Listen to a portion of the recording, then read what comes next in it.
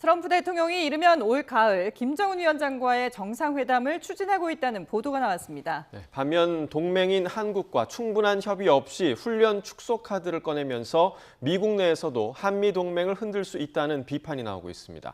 한반도를 둘러싼 외교 안보 상황, 조한범 통일연구원 석좌연구위원과 짚어보겠습니다. 어서 오십시오. 네, 안녕하세요. 자, 월스트리트 저널이 보도를 했는데요. 트럼프 대통령이 김정은 위원장과의 정상회담을 추진하라라고 참모들을 압박했다 이런 보도를 했거든요. 어느 정도 신빙성이 있다고 보세요? 지금 예사로운 상황이 아닙니다. 왜냐하면 트럼프 대통령 취임 이전에도 3대 문제, 우크라이나 전쟁, 중동 문제, 북한 문제 해결하겠다고 공언을 했고요. 네. 취임 첫날 1월 20일 지난해 주한미군하고 통화하면서 김정은 위원장 안부를 물었거든요. 그리고 이제 우크라이나 전쟁, 이란 전쟁으로 바빴죠. 네. 근데 6월 13일 날 이란 전쟁 휴전 합의된 날 갑자기 싱가포르의 김정은 센토사 섬에서 트럼프 사진을 올렸고 8월 15일 날에는 판문점 사진을 올렸죠. 예. 그리고 이제 16일 날은 다소 충격적인 을지 UFS 훈련 시작하는 당일 날 대폭 축소 지시, 그것도 SNS에 올렸습니다. 네. 그리고 17일 날에는 김정은 위원장이 통화하는 합성 사진을 올렸거든요. 그렇다면 이건 일회성으로 보기는 어렵다. 그리고 트럼프 대통령이 지금 11월에 중국 선전 에이펙에 오게 돼 있거든요. 네. 그럼 지난해 10월 말에 경주 에이펙 때 그렇게 김정은 위원장에게 시선을 보냈거든요. 예. 그럼 그냥 안 넘어가겠죠. 그렇다면 이 정도라면은 제가 보기엔 김정은 위원장이 응답했을 리가 없죠. 했으면 내용을 말했을 거 아니겠어요? 그러면 적어도 친서 정도는 가지 않았을까, 유엔 채널. 그럼 친서를 받았으면 그거 자체로도 응답이 되는 거거든요. 예. 그러니까 지금은 전혀 근거 없는 상황이 아니다. 이렇게 볼 수 있죠. 네, 지금 말씀해 주신 그 11월 중국 선전에서 열리는 에이펙 회담 그 시기가 지금 점쳐지고 있는데 사실 11월에 미국에서 중간 선거가 있잖아요. 그래서 연결지어서 보는 시각도 좀 많은 것 같아요.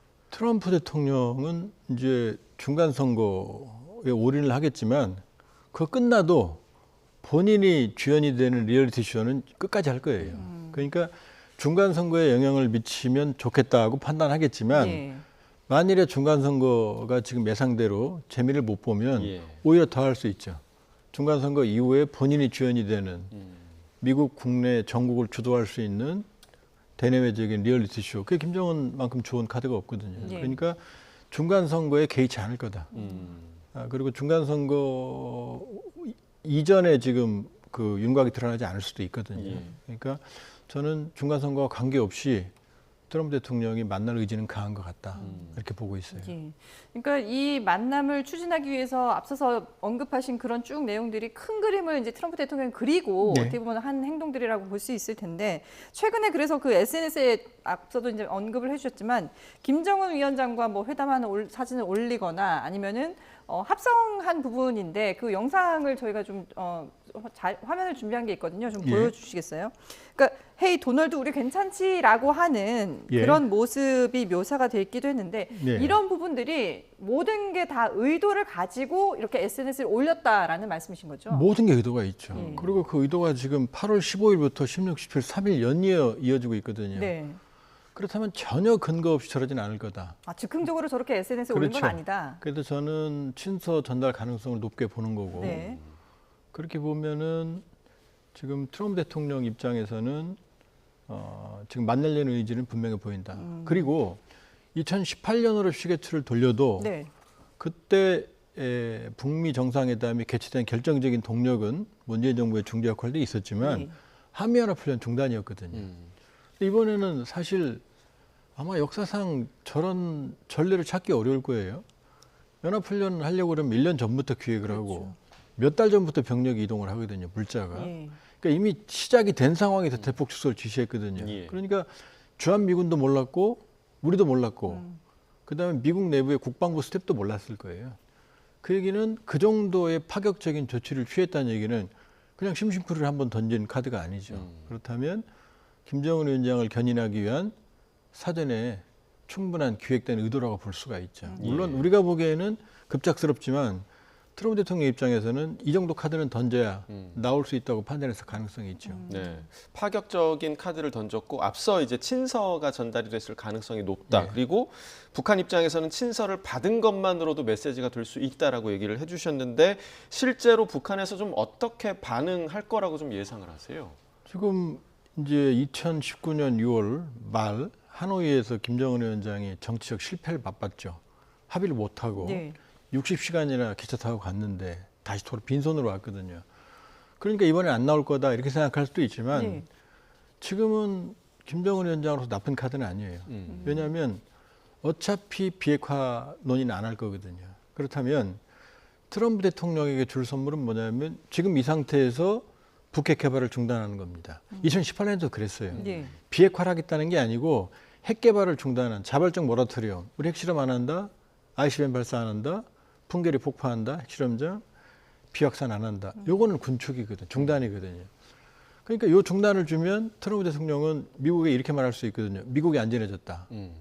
그다음에 기존의 핵은 김정은 위원장이 북한이 인정받는 거죠. 이 카드.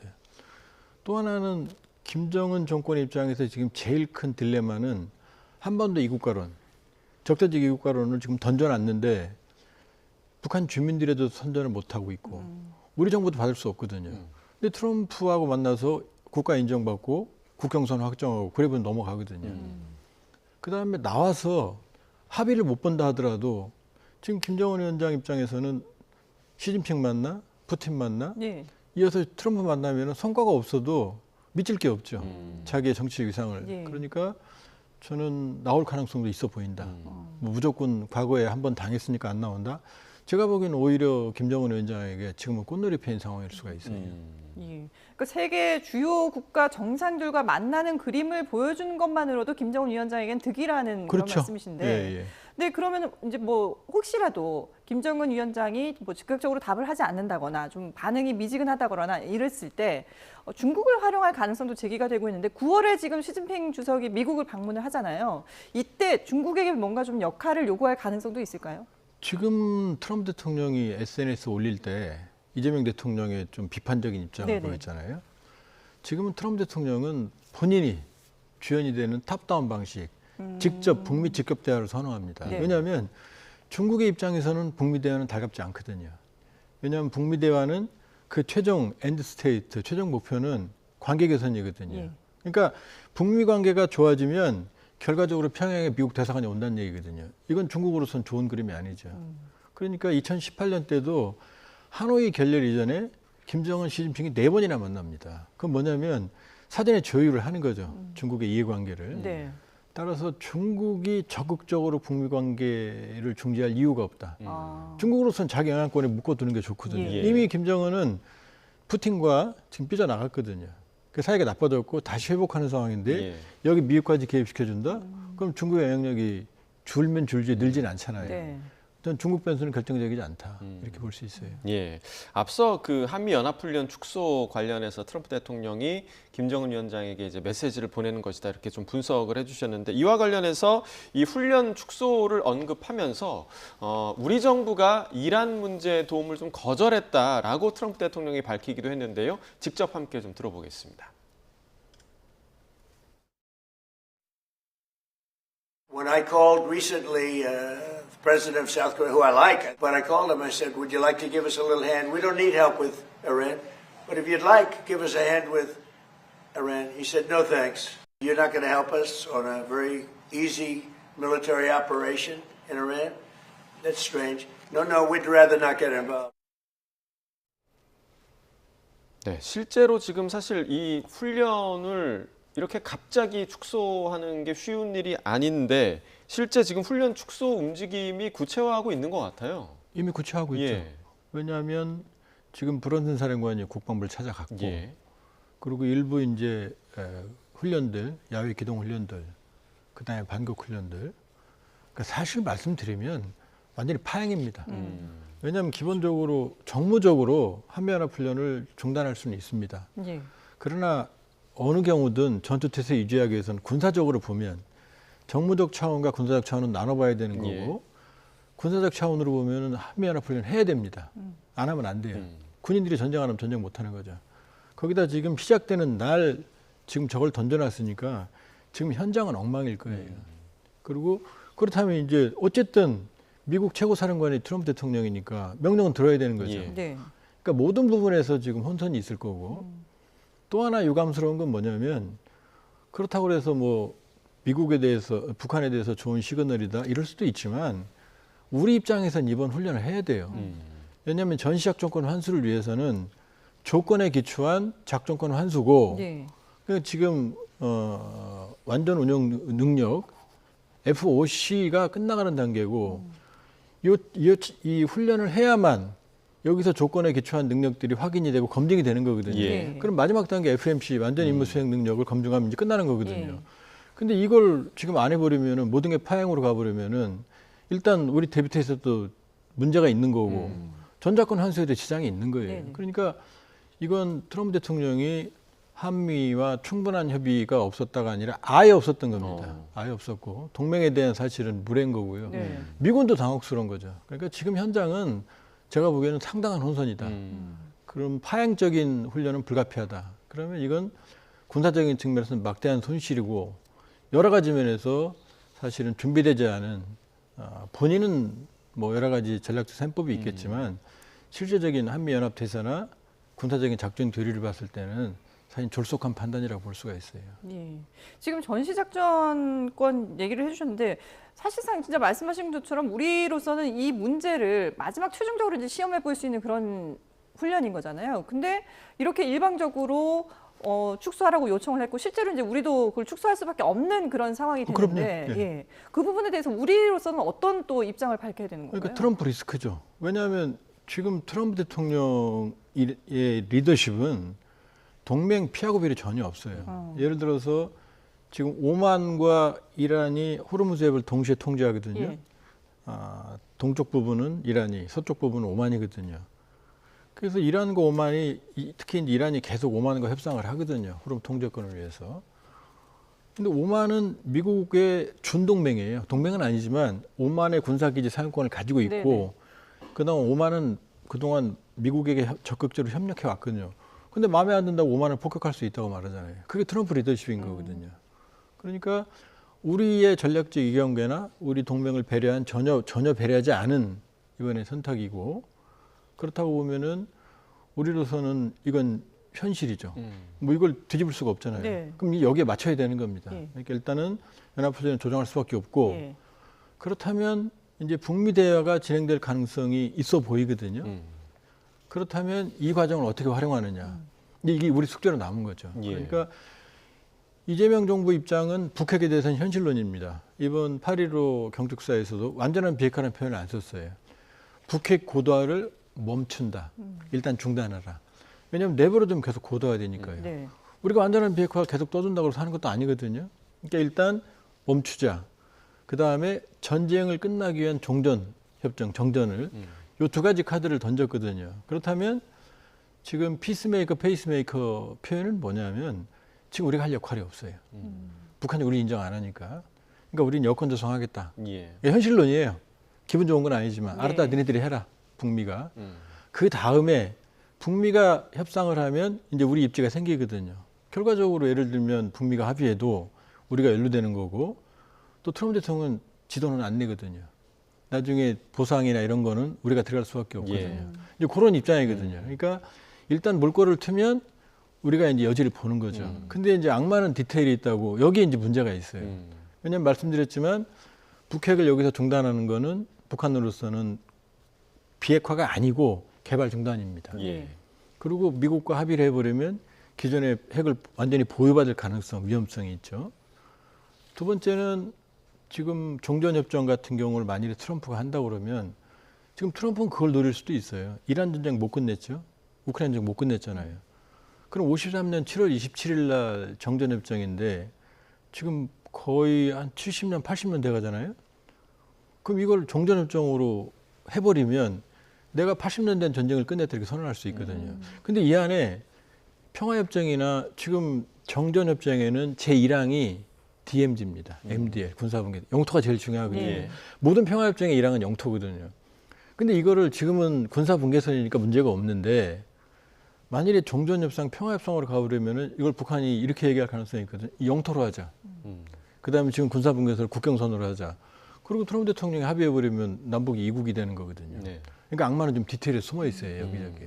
그러니까 그 상황에서 우리가 뭘 할지 지금부터 전략적인 셈법을 고려해야 되는 거예요. 네. 그러니까 말씀해주신 대로, 그러니까 우리나라를 이른바 패싱을 해버리고 북한과 이렇게 협정을 맺어버린다라는 게 사실 우리 입장에서는 가장 우려되는 상황인 것 같고, 지금 뭐 구체적으로 보자면 이제 북한 미사일 같은 경우도 ICBM 같은 경우는 중단한다고 해도 아직 남아있는 뭐 단거리라든가 중거리 미사일들이 좀 있지 않겠습니까? 이런 거는 우리에게 또 직접적인 위협이 되는 문제잖아요. 그 딜레마죠. 그러니까 미국은 안전해지지만 한국은 북핵협에 놓이는 협상 가능성이 높아지는 거죠. 예. 그러면 트럼프 대통령 입장에서 지금 이란 핵 문제는 북한 핵 문제에 비하면 세 발의 피거든요. 겨우 이제 60% 순도에 441kg 고농축 우라늄. 이 문제인데 북한은 구순도 90% 이상 고농축 우라늄 2,000kg 내. 그다음에 플루토늄도 100kg 내. 핵탄두는 100여 개. 핵실험 6번이나 했거든요. ICBM은 화성 15, 17, 18, 19, 20까지 있거든요. 예. 그렇다면 단기적으로 트럼프 임기 내에 완전한 비핵화 불가능합니다. 물리적으로. 그렇다면 지금 미국은 안전해지는 협상, 더 이상 ICBM 개발 안 한다. 핵실험도 안 하겠다. 그럼 미국은 안전해지거든요.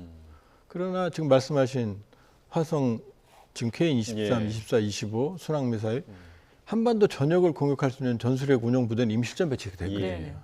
그러면 우리의 안전보다는 우리의 안보보다는 미국에게. 그리고 트럼프 대통령이 지금 뭐 이번 SNS 말미에 이재명 대통령이 안 도와줬다, 예. 노땡스 했다. 예. 그 얘기는 그냥 뒤끝이 있는 것처럼 보이지만 그 얘기를 좀 연장해 보면 그냥 우리와 관계없이 자기 마음대로 협상할 수 있다는 얘기도 되는 거거든요. 그러니까 그런 부분에 대해서 이제 우리가 세밀한 예. 시나리오를 짜고 대응 방안을 마련해야 되는 거죠. 당장 뭐 우리도 비판을 할 수밖에 없는 상황이지만 미국 내에서도 이런 트럼프 대통령의 결정에 여러 가지 이제 비판들이 이어지고 있는 상황이고, 그리고 또 이제 트럼프 대통령이 또 정치적으로 공격을 받는 부분이 뭐 이건 좀 뭐 남북 문제와는 별개일 수 있겠습니다만은 어쨌든 트럼프 대통령의 정치적인 그런 부분을 놓고 보자면은 최측근 참모 가운데 한 명인 나탈리 하프 백악관 그 보좌관에 대해서 미국 내에서도 상당히 많은 공격을 하고 있더라고요. 이걸 어떻게 또 해석을 해야 될까요? 그러니까 지금 이게 지금 트럼프 대통령이 안보적 인식을 가지고 있는지가 사실은 의문이에요. 네. 왜냐하면 지금 이란 전쟁으로 지금 이란에 묶여 있는 주로 이제 해상 전력들은 예. 다 기간을 넘겼어요. 그러니까 무슨 뭐 항모에서 자살 시도가 있다는 등, 뭐 포도함 같은 경우 불까지 나고, 그러니까 지금 기진맥진한 상태에서 예. 동북아에 있던 항모까지도 지금 이동을 하는 거거든요. 여기 항모가 전혀 없어요. 중국은 현재까지 2척 항모를 진출시켰고 푸제남은 지금 시운항 중이거든요. 그럼 이걸 막을 수 있는 항모가 전혀 없습니다. 그러니까 동북아 안보고 공백인 상태예요. 첫 번째. 네네. 두 번째는 지금 북한은 우크라이나 파병을 해서 지금 현지에서 현대 전쟁을 습득하고 이걸 한반도에 지금 적용을 시키고 있어요. DMZ는 지금 비무장지대까지 침범해서 예. 본인들은 방어용이라고 그러지만 사실 방어용 유사시 공격용이 되는 거거든요. 예. 그러니까 한반도 안보가 훨씬 더 위험해지는 북러 밀착을 하고 있는, 그러니까 한국군, 한미연합, 주한미군이 북한에 대한 대비태세에서 강화에도 모자라는데 갑자기 이걸 중단시켜 버린 거거든요. 예. 그렇다고 그러면은 미국 국내에서 이거 말이 안 되는 거죠. 중국 위협, 러시아 북러 밀착 위협이 더 커지고 있는데 오히려 동북아에서는 공백이 생기는 거고, 그렇다고 그러면은 대만을 포함해서 우리는 물론이거든요. 일본 동맹들 모두, 대만은 동맹이 아닙니다만은 예. 안보적 불안에 휩싸이게 되는 거죠. 그러니까 우린 지금 트럼프 리스크 시대에 살고 있다. 동맹에 등을 치는 게 아니라 오만 폭격을 하겠다는 발언이 정확하게 인식이 네네. 있는 거거든요. 준 동맹도 필요하면 공격하겠다는 얘기를 하는 거거든요. 그러니까 지금 여기에서 뭐 트럼프 대통령이 뭐 한미연합 훈련 갑자기 중단했으니 이걸 쉴드 방어할 게 아니고 예. 비판할 건 비판해야 됩니다. 예. 그리고 여기에 대해서 냉정하게 득실을 따라서 대응을 해야 되는 거지. 뭐 트럼프 대통령이 했으니까 뭐 어쩔 수 없다. 이건 아닙니다. 사실 상당히 지금 여러 가지 면에서 우리 안보적 태세나 여기에는 문제가 있는 거고, 실제로 대화가 진행돼도 네네. 우리 의도대로 한반도 평화의 물꼬가 될지는 또 두고 봐야 돼요. 예. 트럼프 대통령의 리스크를 언급을 해주셨는데 뭐 리스크 가운데 또 이런 그 보좌관 문제도 언급이 될 수 있을 것 같습니다. 네, 지금까지 조한범 통일연구원 석좌연구위원과 함께 얘기 나눠봤습니다. 잘 들었습니다.